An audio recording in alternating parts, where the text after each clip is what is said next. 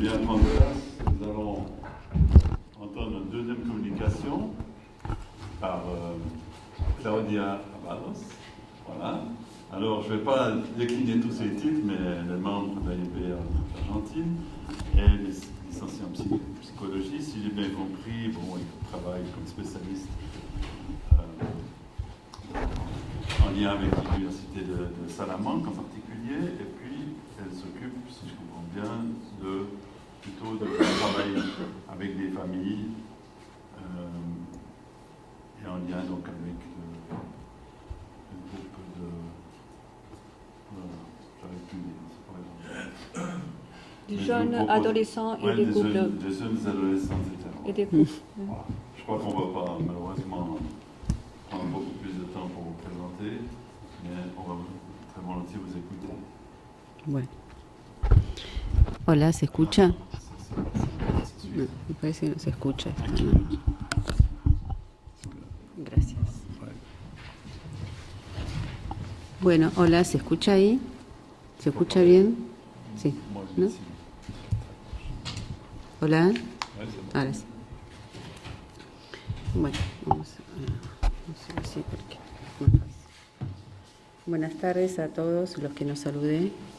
Quería introducir este trabajo diciendo que es un trabajo conjunto con el profesor magíster Marcelo Lobosco, que bueno, que no ha podido concurrir y manda saludos para todos los que conoció en el Congreso de Asís. C'est un travail fait ensemble avec Marcelo Lobosco, qui ne peut pas être présent aujourd'hui, mais donc il a eu des problèmes pour se rendre ici, mais Claudia va présenter le travail aussi en son nom. Gracias. Vous avez le texte français, hein? Ok. C'è un testo italiano? Il y a un texte italien? Il y a un texte italien. Le prof, Marcelo Lobosco ne peut pas être là. Elle parle à ça. Ok. Non, donc elle travaille ici. Je peux demander de pouvoir traduire en italien aussi, après les deux traductions. D'accord. Lo farò. Bueno, la deconstrucción del cristianismo en el siglo XXI. La corporalidad, símbolos, metáforas y perplejidades. La problemática de este congreso nos mueve a pensar, a reflexionar desde dónde leemos la corporalidad, desde la tradición de la Torá hebraica, desde el acontecimiento cristiano o la tradición griega, y nos hace pensar en la relación entre la conciencia y el cuerpo, la res coista, la res extensa, y en el sentido cartesiano y sus influencias en la modernidad y en la cultura actual. Situándonos desde la exégesis y la hermenéutica, en el pasaje bíblico queda expresado que el hombre es idénticamente una carne espiritual, un yo viviente y carnal. Todo ello asumido en la unidad del nombre de cada uno, que significa la individualidad irreductible, como dice el texto del Éxodo 33, 12 y 17, yo te he conocido en tu nombre. Coincidimos con el filósofo Enrique Dussel en que en el pueblo de Israel la antropología hebrea elaboró una dialéctica original entre la carne, basar, y el espíritu, ruach, que le permitió mantener inalterable, aunque en evolución, el sentido de la unidad de la existencia humana, que se expresa con la palabra nefesh. Nefesh significa sustantivamente garganta y por una transmutación metonímica designa igualmente el suspiro o la respiración. Este nefesh es el deseo o el apetito, pero aún más, es la vida misma, el ser viviente, y por ello está en relación con la sangre, que es el principio de vida. Nefesh llega a contener el sentido del yo viviente, como dice el texto bíblico en el Salmo 103, mi Nefesh bendice a Sabed, y en el Salmo 84, mi Nefesh suspira y languidece en la casa del Señor. Entonces Yahvé, Dios, modeló al hombre con el barro del suelo y sopló en su nariz un aliento viviente, Halim, y el hombre llegó a ser una Nefesh, igual a un ser viviente. Génesis 2:7. Para la revolución cultural del siglo XIX, el cuerpo es flujo de expulsiones y no una mera anatomía, como expresa el filósofo Castoriadis. En el imaginario instituido de esta realidad histórica social, la construcción del cuerpo refería a una mirada orgánico-mecanicista. A partir de los desarrollos sobre la pulsión y el deseo, Freud deconstruye la lógica del cuerpo como una mirada exclusivamente anatómica, que eso era el cuerpo hasta entonces conocido. Es decir, que a partir de la conceptualización de la conversión del órgano, aparecen muchos territorios, nuevos territorios, la pulsión y el deseo, que imprimen al cuerpo pluralidad de significados y textualidades. A propósito del mismo proceso histórico del siglo XIX, destacamos la expresión de Le Breton. Dice lo siguiente: el cuerpo no es una cosa, una sustancia o un organismo, sino una red plástica contingente e inestable de fuerzas sensoriales, motrices y pulsionales, o mejor aún, una banda espectral de intensidades energéticas, condicionadas y dirigidas por un doble imaginario, el imaginario social y el imaginario individual. Entonces, decir que el cuerpo se hizo verbo implica una antropología que muestra en un mismo territorio la integración del soma y del deseo, del apetito y del soplo del espíritu, es decir, del ser viviente, de los procesos tanto singulares como históricos sociales.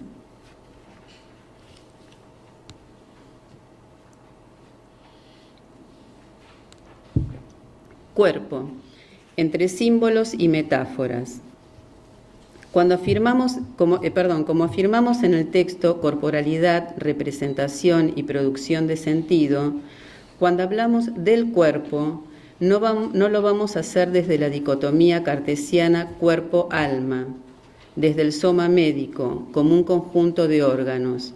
Lo vamos a pensar como el anclaje de los procesos de subjetivación, como movimiento, pulsión y apoyatura del deseo, como soporte del vínculo en su expresión de las relaciones individuales, lazo social, como creado en relación con su creador y como ligadura con lo trascendente. En este proceso es que la carne se transforma en el cuerpo.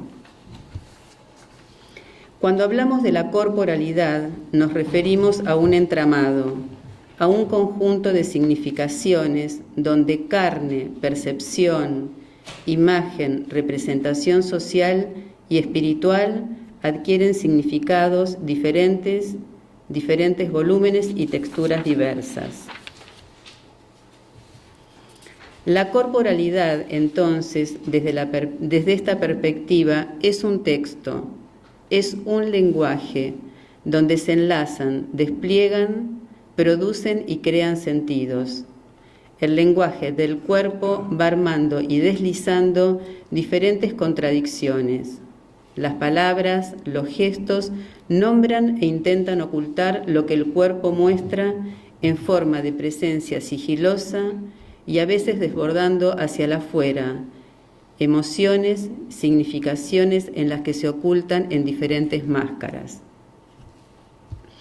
En cuanto a lo constitutivo, el cuerpo en movimiento, con su impulso de vida, da cuenta de los procesos primordiales, perceptivos, reflexivos, y nos remite a los orígenes, a las marcas originarias en cuanto a la constitución de la subjetividad. Podemos decir que el psiquismo funda la carne en cuanto a corporalidad, y a su vez, el cuerpo es apoyatura de los procesos fundantes del psiquismo, en tanto núcleos identitarios, individuales, no sustanciales de los lazos vinculares. Desde el comienzo de la vida, el cuerpo está asignado por el movimiento, y esto adquiere una gran importancia en relación al ámbito de lo representacional y al vínculo con la alteridad. Este movimiento vital da cuenta de un programa de acción hacia donde se dirige la intencionalidad en su doble aspecto, tanto de la conciencia y el de la lógica del inconsciente, logrando establecer un núcleo subjetivo y una trama relacional. El cuerpo en movimiento entonces aparece originalmente como el escenario de los procesos perceptivos reflexivos, en sus diferentes aspectos, enlazando sensaciones anestésicas como ver, oír, tocar, gustar, con impresiones afectivas, conjuntamente con el rudimento del razonamiento presente desde los orígenes.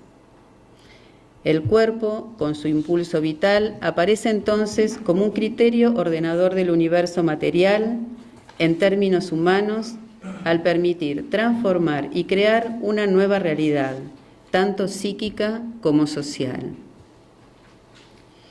Este movimiento vital propicia el encuentro como un acontecimiento inaugural que constituye el núcleo irreductible, individual y arma el vínculo. En este acontecimiento inaugural, lo perceptivo tiene un papel primordial.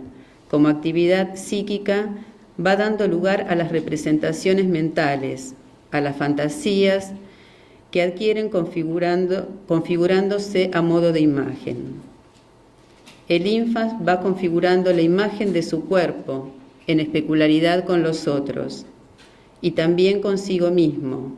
En este juego identificatorio y reflejo se logra la representación del propio cuerpo.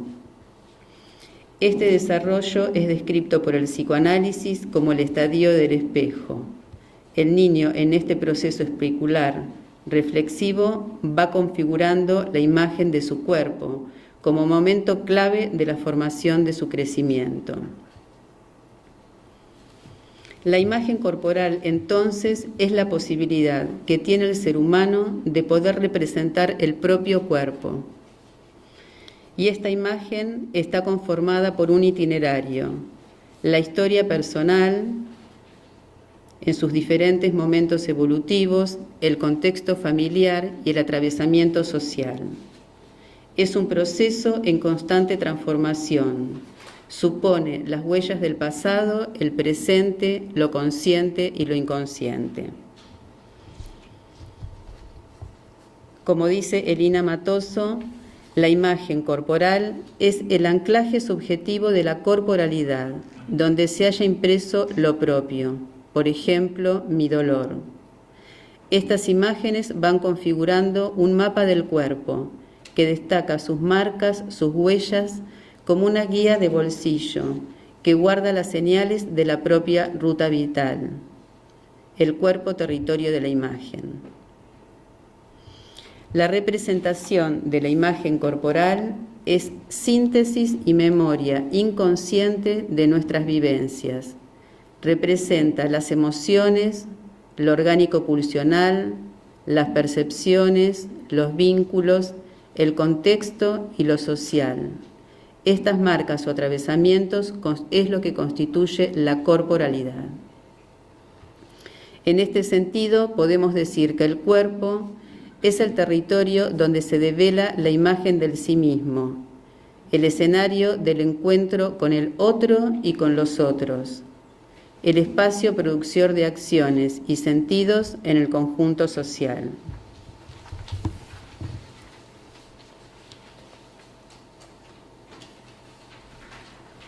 entre cuerpos y perplejidades. Desde nuestra hermenéutica crítica se produce un nuevo sentido a la tradición heredada. Nosotros pensamos que la corporalidad provoca una nueva lectura, cuestión que no solo nos produce preguntas, sino también perplejidades en las manifestaciones histórico-sociales y del cuerpo que describe el teólogo y filósofo Juan Carlos Escanone y el filósofo Paul Ricoeur. Perplejidades histórico-sociales actuales que nos mueven a pensar en el exceso de violencia real y simbólica, la impunidad que nos muestran los cuerpos que no encuentran refugio, que caen de las balsas, los cuerpos abandonados en la desnudez, los cuerpos de los niños excluidos muertos en el mar, cuerpos tirados al no lugar, a un mundo que está lejos de ser una casa que propicia la hospitalidad, tal como mencionaba Derrida y expresa actualmente el Papa Francisco, la casa de todos, una casa común. Este exceso de violencia no es producto de acciones aisladas e individuales, surge de un mecanismo de producción, de un capitalismo financiero que propone un doble discurso, una sociedad de transparencia que metaforiza en un mundo histórico-social donde la corrupción y la violencia es una práctica cada vez más sedimentada, afectando al tejido social con una injusta redistribución de las riquezas, dejando cada vez más seres humanos con hambre y sin trabajo, es decir, sin dignidad. Como conclusión, podríamos decir que en estas líneas proponemos una hermenéutica crítica de los cuerpos, recuperar el cuerpo que hace lazo para alojar, propiciando una ética de la convivencia humana posible de construir entre todos. Un mundo común, como afirma la filósofa de Barcelona, Marina Garcés, que tenga en cuenta al otro en su dignidad, independientemente de su credo, nacionalidad, etnia y situación económico-social.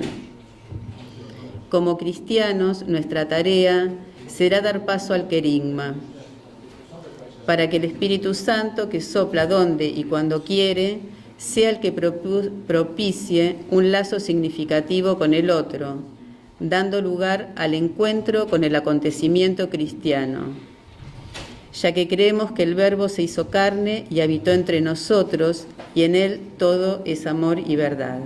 Juan 1:14.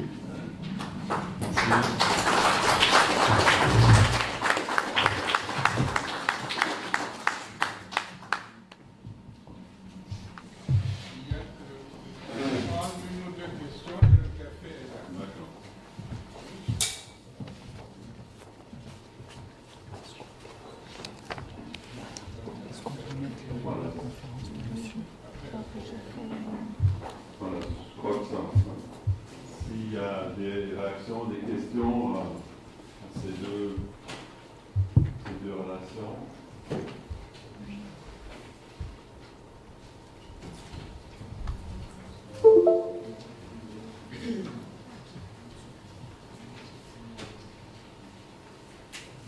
Oui. Ici. Ici.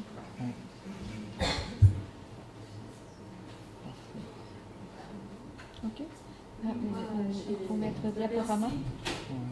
J'ai trouvé que les deux interventions en ce contexte, je ne sais pas ce que les uns et les autres ont ressenti. Et j'ai été aussi interpellée par la notion de danse.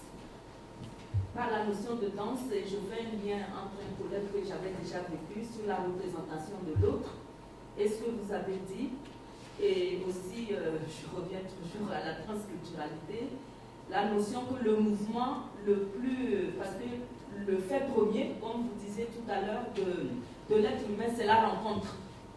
Que ce soit entre l'enfant et les parents ou ce que nous faisons ici, la rencontre est le fait premier de la naissance de l'humain.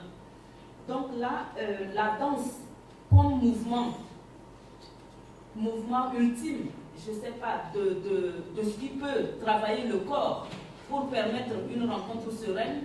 Je fais le lien aussi avec le terrorisme dont on a parlé, toute la destructivité en nous. Et c'est la danse qui, en quelque sorte, établit l'harmonie entre les mouvements qui, laissés tout seuls, vont partout et font de la rencontre un choc. Je vous lève ma question maintenant. Est-ce que vous pourriez approfondir un peu ce qui vous a poussé à mettre la danse au centre? Merci. Coméntalo en español, María Luz, porque si no... ¿Qué dijo? La importancia de la danza Pero decíselo como todo. terapia. La signora Louise ribadisce l'importanza della danza e chiede perché ha fatto questo con la centralità della danza, perché la danza permette l'incontro con l'altro, anche l'armonia nella relazione con l'altro. Io faccio un riassunto. Oui, voilà, il y a des expériences dans le terrain de la danse, de danse-thérapie qui sont très intéressantes, très porteuses, notamment celle développée par Janet Adler, qui est une américaine, mais qui aussi avec des correspondances ici au Canada, qui travaille dans le sens exactement d'une reliance entre les participants à la discipline, ça s'appelle comme ça à l'école, discipline du geste authentique.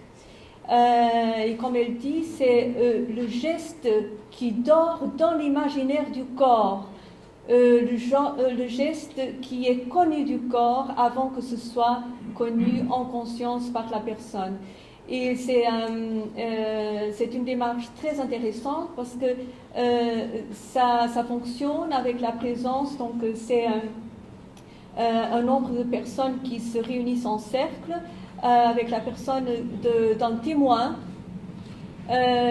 qui, par empathie, ressent ce que l'autre qui est thérapié, qui est donc objet de thérapie, qui veut faire un travail sur soi, qui se met dans la peau de l'autre. C'est très important dans cette discipline du geste authentique de pouvoir se mettre dans la peau de l'autre. Et les résultats sont stupéfiants vraiment au niveau du parcours, soit de celui qui assume le rôle de témoin, soit celui qui est vraiment la personne qui veut faire un travail sur soi. Maria Dulce parla di una terapia di danza dove si cerca il gesto autentico, cioè la gente si mette in circolo, c'è un testimone e poi si sente l'empatia, con l'empatia si può raggiungere quello che l'altro sente e poi mi pare che lo fanno nel gesto, no?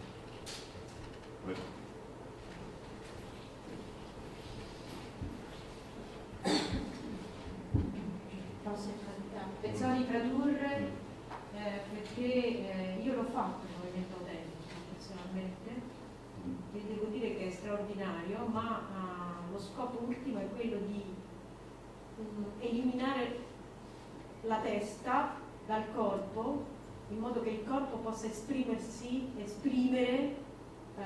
direttamente il sentimento.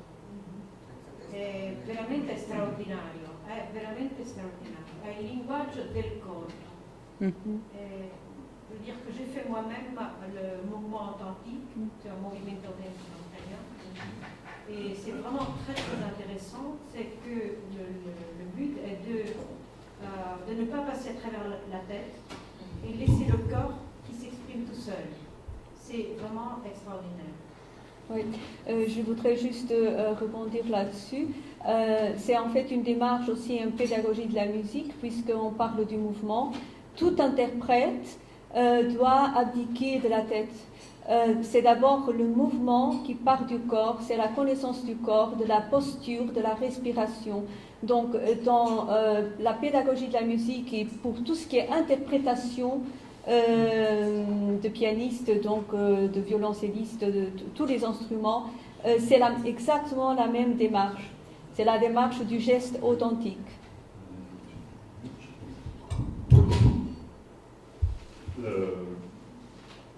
Capito? Tutto nel gesto, nell'artista. E posso dire che ho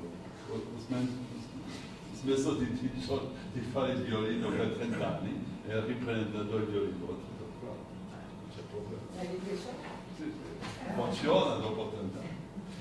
Madame Pintorma, je vous remercie pour une présentation fabuleuse et puis vraiment exceptionnelle en termes d'illustration. Dans la partie du corps qui s'enracine, à un moment donné, vous avez parlé du parfum des couleurs, mais vous n'avez pas dit un mot, et je ne sais pas comment vous pourriez l'illustrer, de l'olfaction. Or, l'olfaction est un des sens les plus primitifs pour communiquer. Et je vous dis ça parce que j'ai vu il y a 3 semaines une femme attendue comme garçon, avec tout ce qui vient derrière qu'on peut imaginer, et qui m'a dit que quand elle rencontre un homme, pour dire pourquoi elle est, elle pue comme une moufette. En Belgique, vous ne savez pas ce que c'est qu'une moufette, c'est un putois, ça sent vraiment très mauvais. Et elle dit puer comme une moufette quand elle rencontre un homme, de la laine, des aisselles, de l'anus et du vagin. Vade retro satanus. Alors, ma question c'est, vous n'avez rien dit de l'olfaction, parce que je ne sais pas comment vous pourriez l'illustrer, mais vous pourriez nous en parler et dire 2 mots, parce que et le goût et l'olfaction sont parmi les sens les plus primitifs du bébé pour communiquer. Oui, évidemment, c'est... La questione Traduzione. sull'olfazione. L'olfatto. Perché lui ribadisce che è molto importante anche per il bambino. Faceva un esempio di uno che una persona che non può sentire gli odori. Évidemment, notre sens de l'odorat est un vrai mystère. C'est fondamental pour le bébé à partir donc de la naissance, c'est par l'odorat qu'il reconnaît sa mère. Ça lui donne de l'assurance, ils sont en sécurité. C'est aussi, je me rappelle quand j'étudiais à Utrecht, j'ai rencontré des étudiants indonésiens et on parlait, donc on confrontait un peu nos habitudes. Et un collègue indonésien m'a dit qu'en fait, chez eux à Jakarta, en famille, c'était les parents qui apprenaient les enfants à reconnaître la personne qui serait la personne juste pour chacun à travers l'odeur. Donc l'odeur humaine peut être décodifiée. J'ai trouvé ça vraiment surprenant et j'ai gardé ça en mémoire. Et puis, dont j'ai pu parler, donc j'ai associé l'odorat au goût dans la préparation de tout ce qui est cuisine, c'est vraiment de l'alchimie. Et on voit que les grands chefs cuisiniers, c'est comme les grands parfumeurs, ont des capacités très, très développées. C'est un sens qui appelle à y être découvert, aussi en association avec les couleurs. Je pense que les couleurs sont porteuses en synesthésie. Il n'y a pas de frontière en fait. Entre les sons, les couleurs et les parfums, il y a des associations qui sont possibles.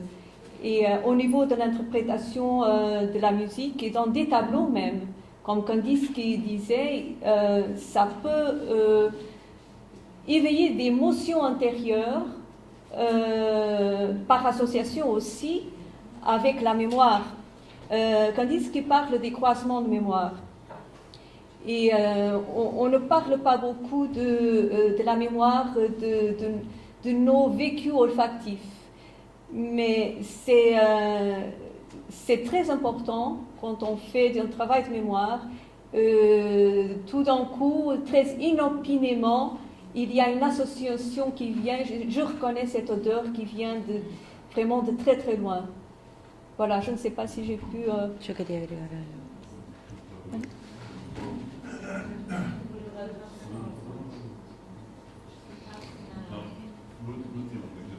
Sì, allora molto brevemente ci sarebbero molte cose da dire, che in realtà io ho letto che gli organi dell'odorato sono in tutte le parti del corpo, non solo nel naso, cioè ci sono degli studi, non so se neurologici o che cosa, insomma, medici, per cui hanno stabilito che gli organi dell'odorato non sono solo nel naso ma in tutto il corpo. Questo volevo dire. J'ai lu que les organes de l'olfaction ne sont pas seulement, on fait des études maintenant, les médecins, non seulement dans le nez, mais dans tout le corps. Alors c'est tout le corps qui sent, et donc sans sentir dans le sens sentire l'odore, et dans ce sens, je crois que le toucher aussi devient un fait total. Ça, j'en parlerai peut-être demain. Et sentire. Voilà. Alors, on reprend la dernière, après il faut qu'on prenne un café. Posso io? Volevo ricordare che studi recenti di questi ultimi decenni ci dicono che il cervello è diffuso in tutto il corpo, non c'è soltanto il cervello centrale, abbiamo questo cervello liquido che è in tutto il corpo. Questo per sostenere che non possiamo pensare ad una comunicazione, ad una vita del corpo senza la vita del cervello, perché ci vuole, insomma, è necessario un integratore. È vero che contemporaneamente vediamo, ma sentiamo, vediamo, sentiamo, odoriamo, eccetera. Tutti i sensi sono in funzione contemporaneamente, però è anche vero che ci vuole, che è necessario una sorta di ordinatore, di integratore che unisce tutto questo, che fa la persona umana intera e non a pezzetti. Yo quería decir... Système nerveux central, mais l'ensemble, évidemment, pour créer l'unité. Quería decir algo, que me parece muy interesante que esta discusión se centró como en lo perceptivo, ¿no es cierto?, en lo que significa la corporalidad en el sentido más básico de lo que es la percepción, del tocar, del escuchar, del ver, y que todo esto tiene que ver con la música, que tiene que ver también con cuestiones neurológicas, pero también con cuestiones afectivas que van armando lo psíquico, y también toda la línea del psicoanálisis vincular que dice que no solo arman lo psíquico, sino que arman el vínculo con el otro.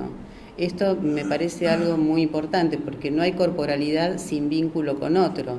A partir de lo perceptivo se da la corporalidad, digamos, la propia esquema, pero nunca fuera del vínculo con otro, ¿no? O sea, es lo perceptivo y es lo perceptivo también del otro. Y esto me parece que es un punto muy central, ¿no? Porque no es solo el cuerpo solo vinculado con la música, el cuerpo solo vinculado con la percepción auditiva o con la percepción de la mirada, sino que hay la propia imagen, la propia construcción, tiene que ver con la imagen que devuelve otro, que no es una cosa, sino otro ser humano que devuelve una imagen, otro ser humano que devuelve una mirada, ¿no? Oui, en effet, le lien est fondamental. Et le lien avec l'autre, avec l'humain, et avec aussi le non-humain, avec l'environnement. Donc en architecture, de plus en plus, comme cet architecte finlandais le dit, c'est la relation qu'on a avec le lien, et donc aussi le fait que l'odorat soit sur tout le corps, c'est en fait la sensation, on peut respirer un lieu physique, et on sentir dans le corps comme si c'était un parfum, et on sent si le lieu libère le corps, la respiration ou pas. Et c'est vraiment au niveau du corps qu'on le sent. Évidemment, le cerveau gauche, il est très important. On ne peut pas, sans avoir cette unification à travers de toute la perception sans le cerveau gauche, ça c'est, vous avez raison. Donc ce n'est pas donner le privilège et défendre à tout prix seulement les sens. L'une chose ne va pas sans l'autre. Le problème, c'est que actuellement, ou jusque maintenant, les sens et la perception étaient mises en deuxième plan. Et je pense que c'est pour ça que toutes les démarches artistiques qui font redécouvrir nos sens, c'est très important. Et les peuples nomades nous y mènent aussi, les peuples racines.